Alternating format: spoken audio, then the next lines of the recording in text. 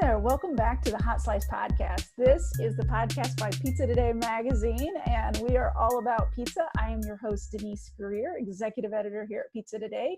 And with me is editor-in-chief himself, Jeremy White. Hey, Denise, what's up? Hello, Jeremy. Hello. Oh, man, it's so exciting. We did that 100th episode, so now we're rocking into the 102 episode. It's so exciting. I love it. We're big time now, Denise. I love it. And you know what I really love is we have a lot of people reaching out to us wanting to be on the show. We do. That's so cool. It's so nice because, you know, we get to a lot of operators. We talk to a lot of people, but we don't know everybody. So if you don't reach out to us, we may not know you exist, you know, in that larger frame of being able to say, hey, I have something to share. Let's talk. So our guests this time, they reached out to me and said, hey, I'm just curious about this podcast. You know, maybe we want to be on it. I don't, maybe they regret it now. Who knows? But so we have Cindy and Kevin Hayward-Baryza, and they're from the pizza place on Noriega in San Francisco, California. And they have been in business for 15 years. Mm-hmm.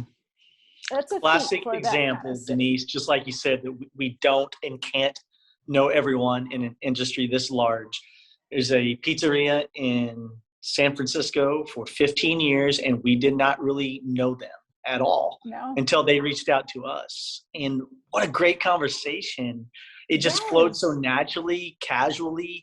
They were so fun to talk to, gleaned a lot of good information. So it was awesome. I'm so glad that she reached out to you about being on the podcast.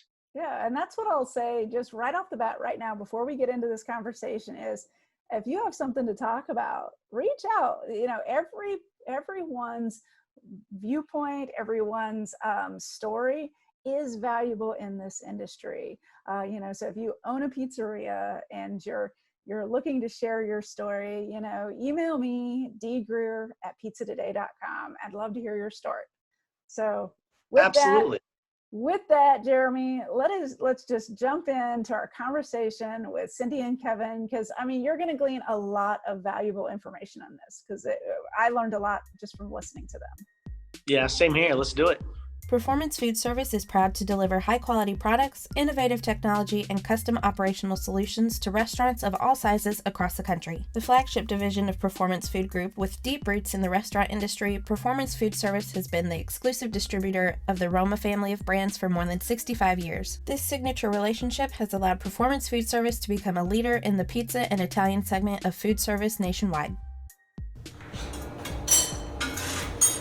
Hear that? That's the sound of a pizza being made with delicious Baccio cheese. For the past decade, Baccio has provided customers exceptional Italian pizza cheese with its signature kiss of buffalo milk. With a superior melt, endless stretch, and a rich, creamy taste beyond compare, Baccio is honored to celebrate this 10-year anniversary with all of its partners.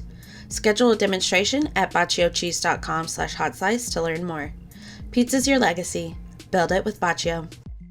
All right. So Cindy and Kevin, hey, welcome to the podcast.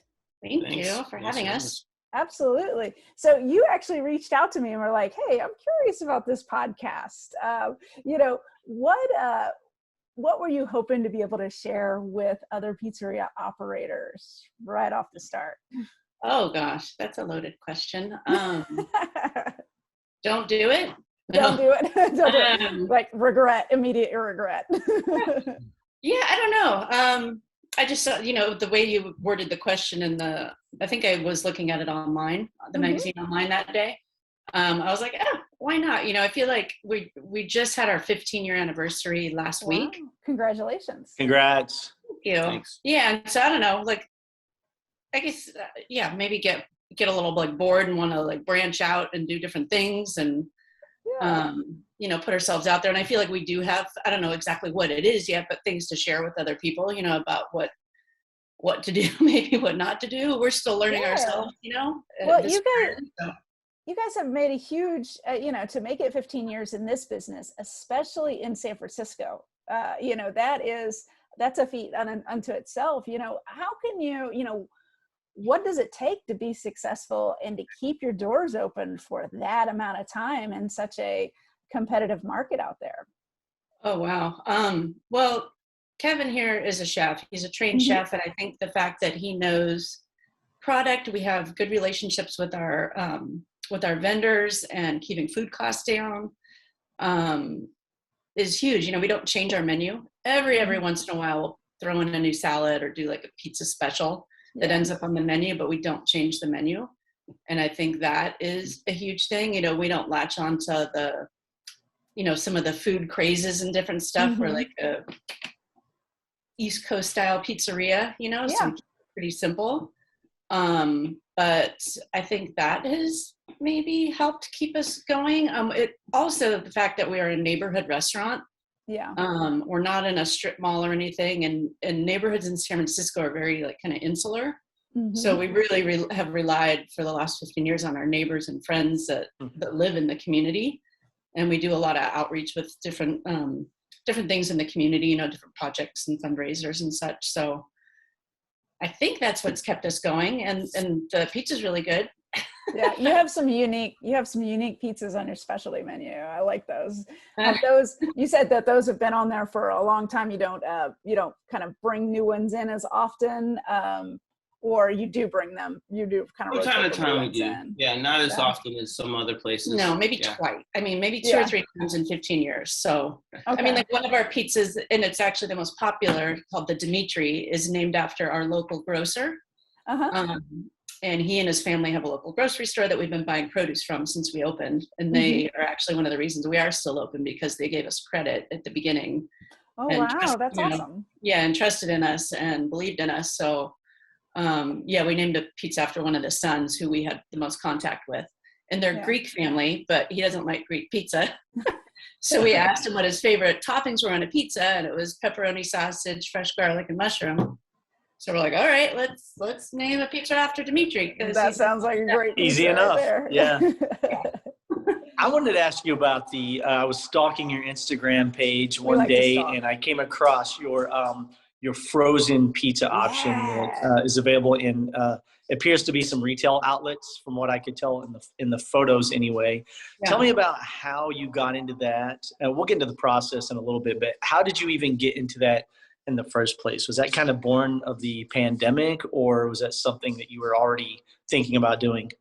Well, A little bit of both. Yeah, we started. I don't know. A few years ago, we started sending pizza back to Kevin's family in Boston. They've Mhm. all been here multiple times and such, but they were missing our pizza and couldn't get out here. And this was even before the pandemic. So we were like, all right, well, let's make some pizza. Par bake some pizzas, freeze them, and ship them with dry ice back to Boston. And we did that a few times, and they were like, oh my God, these are so good. And it's like we're there. They said it didn't taste any different than when they have it here. And we're like, okay. Yeah, I mean, They're like just- the pandemic hit, and all of a sudden we had to shut down indoor dining, and to go has always been a significant portion of our business, but we lost that revenue from Mhm. having people sitting inside, but we're still paying for the space. Right. And Correct. so it just seemed like it was just like this thing where it's like, well, we have this idea for something that could potentially be an alternative revenue stream, and we have space to do it now that's not dedicated to something else that we're already paying for. So it just seemed like it all kind of like made sense. But it Mhm. took longer. It was the process was held up a little bit. So. Yeah, so it took us almost a year to get it going, whereas without the pandemic, it probably would have taken a couple months. So Yeah. Oh, wow. So are you actively shipping pizzas across the country right now, or are you selling them in local grocery outlets, or how are you getting that in the hands of the consumer? yeah, we are the Dimitri, his family. They have now their grocery store has expanded, and they have 4 locations. So we're selling out wow. at 2 of their locations, and then just started doing Instacart with one of their locations. Gus's Mhm. Market. Shout out to Gus's Market. Yeah, Gus's Gus's Yeah. Community Markets. Yeah, they're great. That's awesome. Great. And then we have a relationship with a small wine bar over on the other side of town. Okay, good. Friends Oh, of that's cool. friends. Yeah, so they sell our pizza frozen out of there, and then you can also get they will pop a pizza in the oven for you over there. And Nice. That sounds like So a you great found a way to partnership. generate that incremental revenue you were looking for. Are you doing it yourself? Did you have to purchase like a flash freezing unit, or what's the process like? How are you getting the pizza frozen? We are basically, we're par baking them and then freezing them in the shop. and then vacuum sealing them ourselves. And we're actually doing the distribution ourselves now too. In the future, we might, if we can get demand to a certain point, then we'll have to purchase more units and this and that. But what we're doing right now is we're basically trying to capitalize on downtime in the restaurant and utilizing the equipment that we have on hand. We've had to purchase additional freezer units and a vacuum sealer. And once production demands go up, we'll have to get some more equipment too, but we're able to do it in-house. So we haven't had to take on an additional space yet. But okay. Yeah. But it's interesting because we're on such a small production scale right now. And we've already had issues with, two of our freezers going out and little things that we're like, oh my God, how are we going to get, because actually today is our delivery day. We'll be doing deliveries after we get off this call. Yeah. Nice. But yeah, so there's when we were looking into getting a, what are they called? Flash freezer. There's a name for them.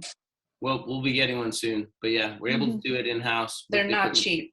Yeah. No, I would say it's a very costly investment, which was why I was curious how you were freezing them. If you did purchase a flash freezer or if you were outsourcing it to someone else who already had one. I was very curious how you were pulling it off. Yeah, it's not easy.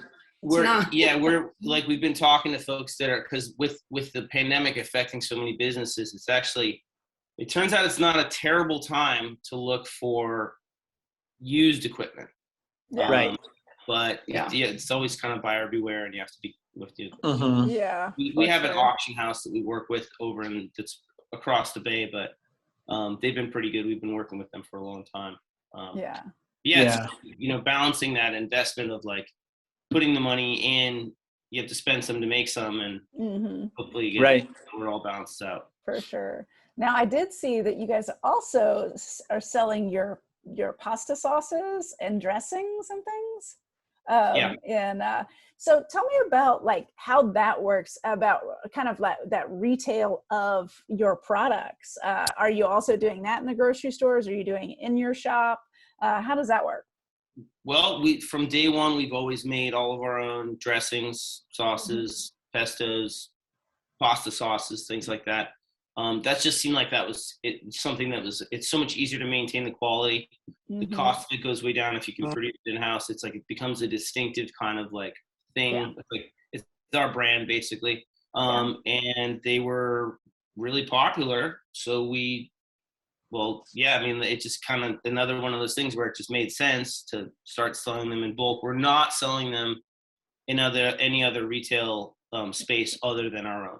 Other than your own. But they are popular items to be added on to people's orders when they pick up. So, and how long have you been doing that program? Oh, probably 3 or 4 years now. Oh, nice. That's cool. Well, we've been selling pints of ranch for a long time. Oh yeah. Time is like, I thought we did it started at the beginning. No, we've been. Okay. For me, like things that were, because I've been in the business for 11 years now. So things that I think were like 1 or 2 years ago are actually like 7 to 8 years ago. Yeah. You know what I mean? You're like, oh wait, where'd the time go? There are times, hey, Denise, remember this article we did? It was probably 2 years ago. And then we discovered the article was done in 2006. And we're like, oh wait. All right. Time flies. Yes. Time flies. Time to cover it again. But Now I did notice that you guys have a pretty unique open hour schedule. Was that something that was created during this time with the labor crunch, or is that something that you've always done? I was very curious about your open hours. Oh, well, when we first opened, we were closed on Tuesdays because we were like, okay, we're going to need a day, Yeah. Oh yeah. And that lasted maybe 3 years, something like that. And then for, 8 years, we were open every day. And where we're located, we're like 2 blocks from the beach out on the western edge of San Francisco. And so a lot of people that work in the industry seem to work downtown, and it takes about an hour on the bus to get to us. Yeah. So we've always had issues with that, Yeah. People will come out and try out, and then they're like, oh, it took us took me an hour to get here. That's not going to work. Yeah. And then with the pandemic on top of that, it hit us even harder. We have like a skeleton crew still. So back in, I think it was the fall, we were like, all right, we need another day, because we had lost a key player on our pizza side, and we're like, it seems like the best thing to do. A lot of restaurants around here are closed on Mondays. Yeah. Right. A lot of them are actually closed on Tuesdays. So we're like, okay, well, now that we're doing this frozen thing, it doesn't give us 2 days off, because Monday's a production day for us. Yeah. So it's interesting though. It works for us, but then we hear like, one of our regulars last night was like, oh, we tried to come in on Tuesday. We were so sad. Bobby was crying, and because we weren't open, and it's like, well, and that's something we try to tell people, like, hey, we're going to be closed tomorrow on Tuesday. Go grab your frozen pies up the street or, across town, and it's the next best thing while we're closed. Yeah. They can still get their fix, right? It was partially because of the staffing crisis, and partially because of the cost of staffing also. Yeah. So we were looking objectively at our numbers, and there were days on a Monday where we were basically breaking even, or maybe even like losing a little bit of money, because it costs so much to staff that if we're not busy enough, it's like we're not hitting those numbers. Right. And then we can do the pizza production with like 2 people as opposed to 6. And so it was one of those things that we were kind of nervous about doing it. We put off doing it for years, but we talked to other friends who had restaurants in the city who had moved into being closed 2 days as opposed to being closed just 1 day a week, and everyone that we talked to was like, do it. It makes sense, and you'll have time to get to these other things that you want to do or that you need to do. But it was a little bit nerve-wracking at first. It didn't feel like intuitively like that was the right thing to do, was to limit our hours. Yeah. But looking back on it and the situation, like trying to navigate this new landscape, it seems like the right choice in retrospect. And where do things stand now? Oh, go ahead, Denise. Oh, sorry. I was going to say, how did you communicate that with your, because if, you're so neighborhood driven, how did you communicate that with your customers, and to make sure that, you're going to have a couple people say, oh, you're closed on Tuesday, but how did you get that word out to them to say, hey, look, we're going to limit it, but we're still here, and then you can go do this on those other days? Right. We just did, we did Instagram, a sign on the door. We did, we have a lot of people that still call in phone orders. So we had a voicemail message out, on the website, Facebook, on Google, made sure all those kind of avenues were updated, our Facebook page, Google page, profile page on Instagram, the things that people go to often to find us. So, we haven't had anybody, yelling at us or. That's good. I think in the current environment, I think people are a little bit more understanding, and I think that like the community has always really been the cornerstone of what we've been able to do. It's like that was a huge part of like the business concept initially. Was that we're in a neighborhood that is still 15 years later, it's still underserved. There's still like more of a demand for services than those services exist. And I think what it's done for I think overall, once people have gotten used to it, I think people that would have come on Monday just come on Wednesday or Thursday instead. Yeah. And so it actually, that works out for us. And so. we are in San Francisco, but we're in a sleepy community, a sleepy neighborhood of San Francisco. So it's always been a place where if people want like nightlife or later, restaurants that are open later, they go downtown. But San Francisco also isn't known for, it's not like New York where there, you go and get pizza at 3 a.m. or anything. So I don't feel like we're missing out, especially since Kevin was saying with the pandemic. I think there was like a what do you call it? We had curfew at one point in the city. So we had to be like closed, and our employees had to be home by a certain time. It was like 10 o'clock. This was in like 2020, and that's when we adjusted our closing time also, because we used to be open till 10:30 on Friday and Saturday, and 10 o'clock during the week, and then we adjusted that. I forgot about that. Well, there was an exception for people that were like coming home from work. But we weren't able to be open past 10. Which is fine. Nobody was out. It was like, So it worked out. Well, and things haven't totally gone back. I don't think they're going to go back to what they were before. No. I don't think I think we have to find like whatever the new normal is and try to adjust to that, and hopefully, stay either with that curve or slightly ahead of it. But what's your staffing like now? Have those issues resolved, or do they continue to persist? Are you still having, the same trouble that you may have been having 12 months ago in terms of when there is an open position? Are you able to fill it quickly, or does it just sit there? A little bit of both. It sits there more than anything. It's still really challenging to find people that are willing to work, which is, it's an interesting problem. I know that it's not just within our own industry. Correct. From everybody. I hear it from friends that are electricians, plumbers, IT people, the truck drivers that deliver stuff to the restaurant complain about how they can't find drivers. Right. So I don't know what the solution to that is, but I feel like it's been an ongoing staffing crisis. Yeah. And changing your hours helps mitigate that and helps your bottom line, honestly. So and we're really lucky. We have a majority of our staff are people that have been with us for a long time. We make a real concerted effort to treat the people that work with us well. I mean, it's the honest truth that we couldn't do it without everybody that works with us showing up to work. We can't do it on our own. And so that's part of our approach to treating people. But but it's tough. It's really hard to find people. Yeah. But how do you maintain your product quality under that? You're obviously like San Francisco. I know you say that you're in kind of a Sleepy Hollow, but nonetheless, San Francisco is one of the greatest restaurant cities in the entire world, one of the premier restaurant towns in America.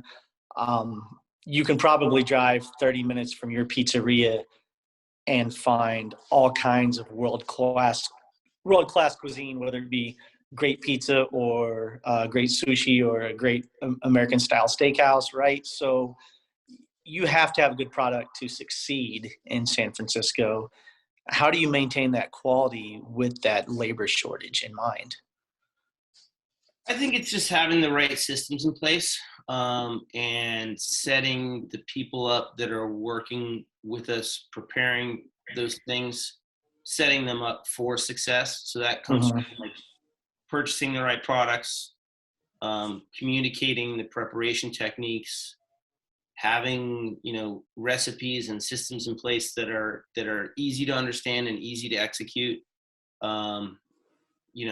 Keeping the place clean, just maintaining standards, I think, is probably the short answer to that, and keeping up with it. Constantly checking that things are the way that they're supposed to be. That's one of the benefits of having employees that are long-term employees. And that's one of the benefits of having like I'm there every day and Cindy's there every day. And that's also part of it, is it's like we communicate directly on a very frequent basis that the standards need to be met, And so I think if that comes, if we can, you don't do it through words, we do it through like our actions. And so by setting the example that things need to be done a certain way, and that's the way that they're going to get done. And then, and that's, I think that's the best attempt that you can do at it, and then also, if they're not done right, going back and correcting them, and not necessarily turning those into lessons about why we don't do certain things, as opposed to like getting into the blame game. And For sure. We also come from fairly strict backgrounds, if you will, in the culinary world. Kevin is, a chef in fine dining, and we met in a fine dine restaurant here in San Francisco where, me in front of the house, if you didn't do certain things, you got written up. And if you got written up 3 times, you're out, and I just have, it was interesting coming into working and running a casual dining restaurant to have those things some things you need to let go, certain, straw wrapper on the table, little things. Well, especially in this environment, you can't, a couple minutes late, you can't be like, That's what I was going to say. This is You're not. gonna be like, well, I'm glad you showed up today. I hope everything's okay. Yeah, you know, that's like, a it's huge Right. Yeah. Right. It's This a is not very different 2018. You environment. can't let someone go as easily as you could have in 2018 or 2019 because you have to have that position. And sometimes I'm sure that puts you in a tough spot because you may find yourselves, and it's not just you, it's every pizzeria owner across the entire country that we talk to, often finds themselves keeping or hiring someone that in 5 years ago they would never have hired in the first place. So. Yeah, I mean, I started cooking professionally when I was 14, and I'll be 5 in a little bit, and it is a very different environment, for better and for worse. I think some of those things are better to be left behind. Yeah. But I think also the expectation of what people are willing to put up with at work has changed dramatically. Yeah. No, we're figuring it out though, right? As an industry, we are navigating this to the best of our abilities, and we are figuring it out. And it's slowly but surely working again. Yeah. Yeah. And as you adapt, that's all you can do is adapt and figure things out as you go. I'll close this out on one question. As you move forward as a very veteran, as veteran pizzeria owners, you know, what's foremost on your minds as you move forward? Oh gosh. Well, I don't think we ever thought like 15 years in we would still be, you know, him making pizza, like prepping, you know, 12 hours a day. And, you know, yeah, I just think that moving forward that expanding the frozen option, because I mean, this industry is just hard on your body. The older you get, you can't be working, you know, 10 to 15 hours a day anymore physically. You just can't do it. So I think moving forward, probably like our 10-year plan might be just to have the frozen pizza line and a retail line, or have a smaller shop, you know, because our place is big. We can seat 100 people. We used to pre-pandemic, but I think that we will hopefully move into something that's it's still fun for us now. So we want it to be fun in the future, but maybe less physically taxing, you know, where we can actually take a vacation, because we're working owners, and it's hard to take time off. So. Yeah, I mean, I think the pandemic definitely changed it just kind of threw everything into like a blender basically. So we're trying to figure like that going forward. It's like, well, we've got to figure out a slightly altered business model that's going to work in the new future. And kind of move into that. I mean, we're really fortunate to even still be in a situation where we're able to still be open. There's a lot of places haven't been that, you know, it didn't work out for whatever. Sure, right. Yeah, right. Absolutely. But yeah, I think that's probably the best we can hope for at this point. For sure. And then we're still able to enjoy it, because on the day-to-day, it still is fun. And so. Yeah, we have a great crew of staff that it's you know, it's like family. So when we go to work, it's, you know, it's professional, but it's like fun and, you know. Absolutely. Yeah. They love excellent staff meals, so that keeps them coming back too. That's great. Well, your Celtics are in the Eastern Conference Finals, so life is good for you. There you go. We'll see what happens tonight. It's going to be an exciting time. Yeah. Well, thank you so much for reaching out to us. I've actually learned a lot from this podcast. So, you know, we take this information and give it to the industry, and we learn as we go too from you guys. So I thank you so much for coming on the show and sharing your information. Yeah, of course. Thanks for having us. Thank you for your time, and hopefully we'll see you in March at Pizza Expo. That would be nice. That might be fun, actually. Yeah. All right, let's make it happen. Hey, thanks for your time, guys. Thanks, guys. Take care.